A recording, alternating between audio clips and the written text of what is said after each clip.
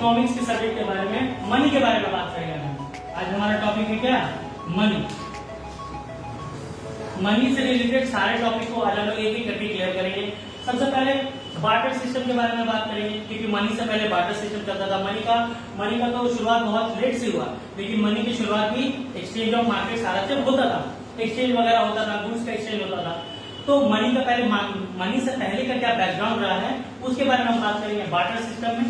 Barter system की बात करेंगे हम लोग इवोल्यूशन ऑफ मनी, मतलब मनी जो है उसका इवोल्यूशन कैसे हुआ, मनी पहले कैसा था और धीरे धीरे उसमें क्या चेंजेस आए। जिस तरह का इंसान का एवोल्यूशन हुआ, बंदर से लेकर आज हम लोग इंसान बन गए और वापस से बंदर बन रहे, उसका कोई बात नहीं, लेकिन मनी का किस तरह से एवोल्यूशन हुआ, मनी पहले कैसा था, पहले वो बंदर था कि पहले क्या था, और अब वो कैसा इंसान बन पाया कि नहीं, उसके बारे में एवोल्यूशन ऑफ मनी में बात करेंगे। फिर meaning and function of money, आगे तक मनी का मतलब क्या होता है, मनी का मीनिंग क्या है, और उसके बाद मनी का क्या फंक्शन है, बहुत फंक्शन है मनी का, उसमें हम लोग money of function of money के बारे में बात करें। फिर मनी का फंक्शन का दो फंक्शन है बेसिकली प्राइमरी, एक है प्राइमरी उसका फंक्शन, एक है सेकेंडरी फंक्शन। तो ये सारे टॉपिक्स है जो आज हम लोग कवर अप करने वाले हैं इस चैप्टर मनी में, एक एक करके सारी चीजों के बारे में डिटेल में जानते हैं। चलिए सबसे पहले स्टार्ट करते हैं बार्टर सिस्टम। ये बार्टर सिस्टम क्या होता है? तो बार्टर सिस्टम सबसे पहले समझते हैं कि जब मनी का शुरुआत नहीं हुआ था, जब मनी का शुरुआत क्या है, जब मनी का शुरुआत अपना करो, जब मनी का शुरुआत नहीं हुआ था तब भी लोग एक्सचेंज किया करते थे, सामान ट्रेडिंग हुआ करता था। मोहनजोदाड़ो, हड़प्पा, ये सब बहुत पुराने शहर है जिसमें उसके एक्सकवेशन करने पर यह पता चला कि उस समय भी ट्रेडिंग हुआ करता था। अब ट्रेडिंग कैसे हुआ करता था उसके बारे में हमें पता चला कि वहां पे बार्टर सिस्टम हुआ करता था। मनी से पहले बार्टर सिस्टम हुआ करता था। बार्टर सिस्टम का मतलब होता है कमोडिटी फॉर कमोडिटी, सी का मतलब हुआ कमोडिटी फॉर कमोडिटी, कमोडिटी माने सामान। तो जब पैसे नहीं हुआ करते थे तो लोग एक सामान को लेकर आते थे और बदले में दूसरा सामान लेते थे। मान लीजिए एक एग्जांपल सब हम लोग समझते हैं, एक एग्जांपल के थ्रू हम बार्टर सिस्टम को समझने का कोशिश करते हैं। मान लीजिए पुराने जमाने में पैसा नाम का कोई चीज नहीं है, पैसे नाम की कोई चिड़िया नहीं है, समझ लेते हैं। उस समय में मान लीजिए मैं किसान हूं और मेरे पास बहुत सारा चावल मेरे पास बहुत सारा, और मुझे बदले में आलू चाहिए। चावल मेरे पास बहुत सारा है, बदले में आलू चाहिए, कुछ और ले लेते हैं,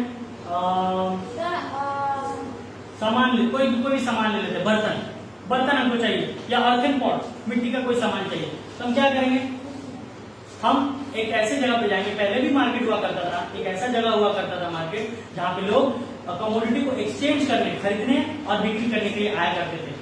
तो हम भी अपने चावल को लेकर के बैलगाड़ी में जाएंगे, वहां पे मार्केट में जाएंगे, मार्केट में अपने कमोडिटी को लेकर के जाएंगे, मार्केट में अपने कमोडिटी अपने चावल को लेकर के जाएंगे और उस आदमी को खोजेंगे, उस बंदे को खोजेंगे जो चीज हमको चाहिए, मतलब हमको कोई बर्तन चाहिए या हमको जैसा जो जरूरत है, उस आदमी को ढूंढेंगे कि वो आदमी कहाँ है, जो सामान हमको चाहिए अपने सामान के बदले में वो सामान वाले के पास जाएंगे, उस आदमी के पास, जो शॉपकीपर के पास जाएंगे, जो हमारा जरूरत का सामान जिसके पास है उसके पास जाएंगे, उसको कन्विंस करेंगे।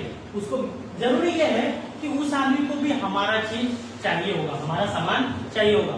कोइंसिडेंस, इसका कुछ प्रॉब्लम भी है, प्रॉब्लम के बारे में हम बाद में बात करेंगे। पहले मीनिंग समझते हैं कि बार्टर सिस्टम में आखिरकार होता क्या था। तो सिंपल लैंग्वेज में ये समझ लीजिए कि बार्टर सिस्टम का मतलब हुआ कमोडिटी फॉर कमोडिटी। यहाँ पहले अभी के जमाने में सामान के बदले में पैसा दिया जाता है, उस जमाने में सामान के बदले में सामान दिया जाता है। तो बार्टर सिस्टम का मतलब हुआ कमोडिटी फॉर कमोडिटी, सामान के बदले सामान लेना, ये था मीनिंग। अब बार्टर सिस्टम में कुछ ऐसे चीज है जो प्रॉब्लम होता था, बहुत सारे प्रॉब्लम्स है बार्टर सिस्टम में। तो हम लोग बात कर रहे थे बार्टर सिस्टम के बारे में। Barter system is a system in which trading is done in exchange of commodity. There is exchange of commodity for commodity, मतलब एक सामान लेने के लिए अपना सामान देना पड़ता है क्योंकि उसमें मनी नहीं था। लेकिन बार्टर सिस्टम ज्यादा समय तक चल नहीं पाया क्योंकि बार्टर सिस्टम में बहुत सारी कमियां थी, प्रॉब्लम थी, बहुत सारे प्रॉब्लम थे जो बार्टर सिस्टम में फेस करना पड़ा था। अब एक एक करके उस प्रॉब्लम्स के बारे में बात करेंगे जो बार्टर सिस्टम में आ रहा था।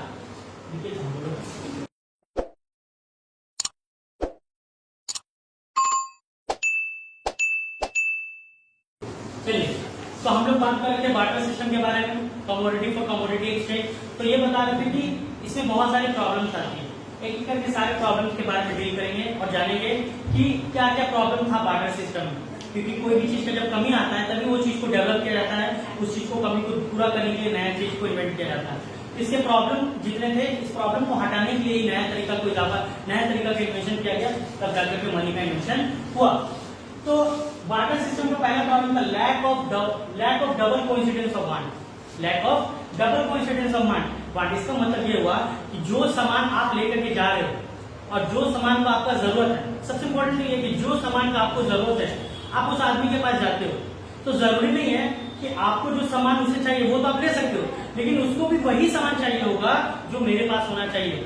मतलब मेरे पास, मान लो मेरे पास मॉडर्न एग्जांपल ले लेते हैं, हम एक घोड़ा, मेरे पास एक घोड़ा है, ठीक है, हम घोड़ा को लेकर के जा रहे हैं एक्सचेंज करने के लिए, ठीक है, और घोड़ा हमको देने के बाद हमको 10 किलो अनाज चाहिए, यानी घोड़ा देंगे बदले में और बदले में हमको 10 किलो अनाज चाहिए। तो हम ऐसे अनाज वाले के पास जाएंगे जिसको घोड़ा चाहिए होगा, जिसको घोड़ा डबल कोइंसिडेंस होना चाहिए, यानी मुझे जो चाहिए उसके पास होना चाहिए और उसके पास जो उसको जो चाहिए वो मेरे पास होना चाहिए, डबल कोइंसिडेंस ऑफ वांट होना चाहिए।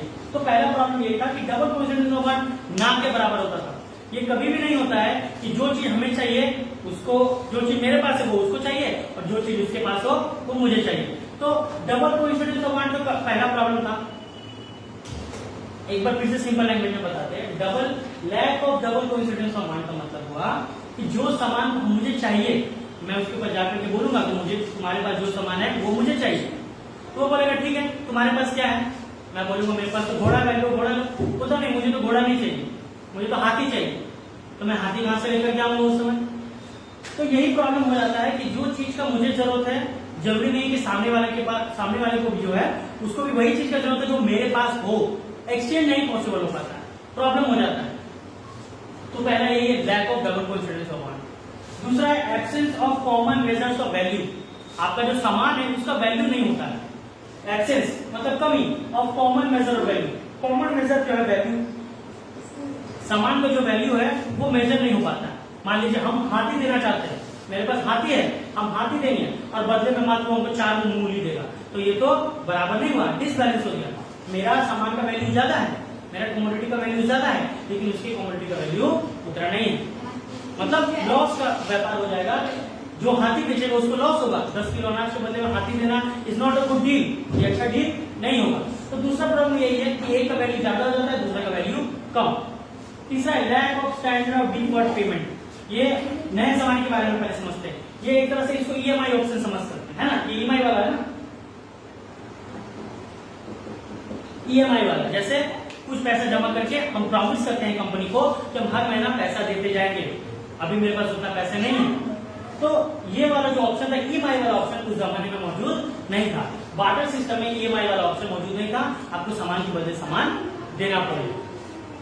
तो lack of standard of deferred payment का मतलब यही हुआ कि आप कोई भी सामान को ईएमआई पे नहीं ले सकते, आप इस सामान को ईएमआई पे ले नहीं सकते। अगला डिफिकल्टी इन स्टोरिंग वैल्यू, सामान जो है उसको स्टोर नहीं कर पाओगे, उसका वैल्यू दिन पर दिन खत्म हो जाएगा। मान लो मेरे पास 10 किलो टमाटर है, हमको 10 किलो टमाटर बेचना है, मैं गया मार्केट आलू लेने के लिए, आलू वाला बोलता नहीं मुझे टमाटर नहीं चाहिए तुम्हारा, जाओ किसी और को ढूंढो। अब मैं दूसरे आलू वाले के पास गया, बोला ले लो भाई मेरा टमाटर ले लो, वो बोला नहीं मुझे टमाटर नहीं चाहिए, मुझे कुछ और चाहिए। तो ऐसे क्या होगा, सामान का क्वालिटी खराब होते चल जाएगा। और ये सारे ऐसे जो चीज होते हैं, ऐसे जो सारे सामान होते हैं टमाटोज वगैरह, ये सब कुछ समय के बाद खराब हो जाते हैं, डिस्ट्रॉय हो जाते हैं, जिसको दोबारा से इस्तेमाल कुछ दिन के बाद आप उस चीज का इस्तेमाल नहीं कर पाओगे और आपको लॉस का सामना करना पड़ जाता है। तो यही है कि इसको आप स्टोर करके नहीं रख सकते, इसका स्टोरिंग कैपेसिटी नहीं होता है कमोडिटी का, हर चीज का एक लिमिट होता है जो एक लिमिट के बाद खत्म हो जाता है। तो यही 4 प्रॉब्लम, बेसिक 4 प्रॉब्लम यही है जो बार्टर सिस्टम में होता है। पहला है डबल कोइंसिडेंस ऑफ वांट, जो चीज मुझे चाहिए उसके पास होना चाहिए और जो चीज उसको चाहिए वो मेरे पास भी होना चाहिए, डबल कोइंसिडेंस। दूसरा एब्सेंस ऑफ कॉमन मेजर उल्टा पुल्टा हो जाएगा, हम हाथी के बदले 10 किलो अनाज नहीं ले सकते, मेरा सामान का वैल्यू ज्यादा है और जो मैं लूंगा उससे कम, ये घाटा हो जाएगा। तीसरा लैक ऑफ डिफर्ड पेमेंट, बार बार ऑप्शन नहीं कि मैं आज कुछ पैसा देता हूँ बाद में कुछ पैसा दे दूंगा, ऐसा वाला कोई ऑप्शन मौजूद नहीं था। चौथा डिफिकल्टी इन स्टोरिंग वैल्यू, वो चीज को आप स्टोर करके नहीं रख सकते क्योंकि कमोडिटी कुछ समय के लिए लॉन्ग लास्टिंग होता है और उसके बाद वो खराब हो जाता है।